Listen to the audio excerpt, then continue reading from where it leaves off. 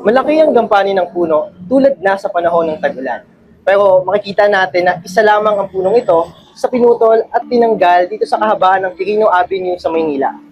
Ang naturang clearing operation ay para umano pagbigyang daan ang proyekto ng Southern Axis Link Expressway o tinatawag na SALEX na naglalayong bawasan ng traffic sa Maynila dahil pagdudugtungin daw nito ang Rojas Boulevard at Metro Manila Skyway. Ayon nga sa mga ulat, mahigit 200 na yung mga punong natanggal na sa espasyong ito sa Quirino Avenue.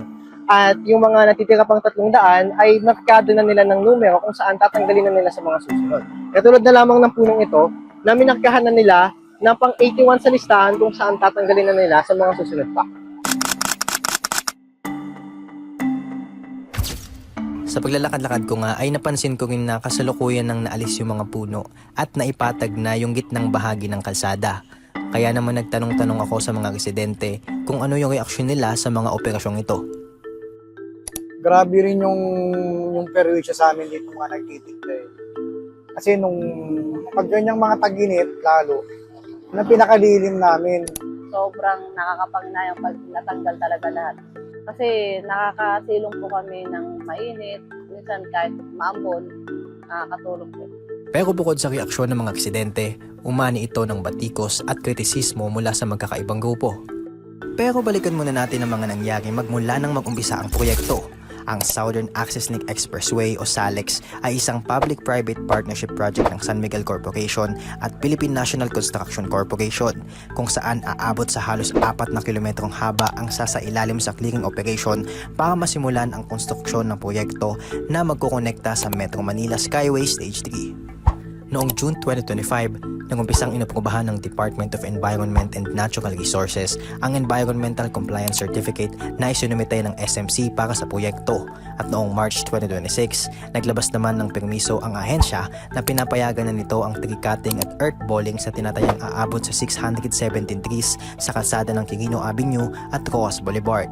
Bilang kapalit ay magtatanim ng 50,700 seedlings ang kumpanya alinsunod sa Presidential Decree No. 705 at Presidential Decree No. 953 sa pamumuno ng DENR. Pagsapit ng April 2026, agad inumpisahan ng SMC ang pagpuputol at paglilipat ng puno sa lugar, ngunit agad itong umani ng reaksyon mula sa publiko. Magkakaibang grupo ang nagsagawa ng kilos protesta para manawagang tigilan ang naturang aktibidad dahil sa posibleng maging negatibong epekto nito sa kalikasan. Ayon pa kay Kathleen de Guzman ng Kalikasan PNE, naging basta-basta na lamang ang pagbibigay permiso ng pamahalaan sa tree cutting operation ng kumpanya.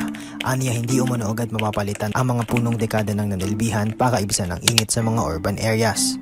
Ayon din kay Ronel Arambolo ng Pamalakaya, patuloy umunong nagiging sakripisyo ang kabuhayan ng mga mangingisda at komunidad para sa mga proyektong pabor lamang sa interes ng mga malalaking kumpanya. Agad namang tumugon ng DENR at pansamantalang sinuspende ang proyekto para muli umano itong pag-aralan. Ayon kay DENR Secretary Juan Miguel Cuna, ikinalulungkot din man ito ang naging operasyon pero kinakailangan daw itong mangyari.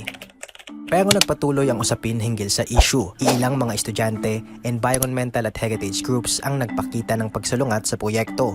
Kaya naman nagsumite ang mga ito ng request for Temporary Environmental Restraining Order o TEPO sa Manila Regional Trial Court. Tugon naman ang kampo ng SMC, hindi maaaring patawan ng TEPO ang proyekto dahil protektado naman umano ito ng Republic Act No. 11966 o ang Public-Private Partnership Code. Matapos ang paglilitis ng Manila RTC, nagpataw ito ng dismissal sa request dahil natatanging Supreme Court lamang umano ang maaaring magpataw ng TEPO. Kaya naman pagkaraan nitong July 27, 2026, 5 estudyante na ang nagtaas ng petisyon sa Supreme Court para muling litisin ang request. Sa ngayon, wala pang update sa usad ng petisyon. Pero panawagan ng mga kalapit residente at madalas mapadpad sa lugar, Kung tutusin naman talaga, kaya naman ng San Miguel na i-elevate na lang nila yung skyway, na hindi na madadama yung mga puno. Kasi pag tagulan, yun din ang pinaka-cover namin dito eh. Saka taginit, lalo pag taginit. Sobrang nakakapanginayang pag natanggal talaga lahat. Kaya sana, yung iba hanggat mayroon pa, huwag na matuloy. iisa ang nakuha nating tugon. Panawagan nilang mas suriin ang pamahalaan ng sitwasyon dahil maaaring makaapekto ito sa kanila, lalo na sa panahon ng taginit at tag-ulan. Ako si Dan Bernat para sa Inquirer.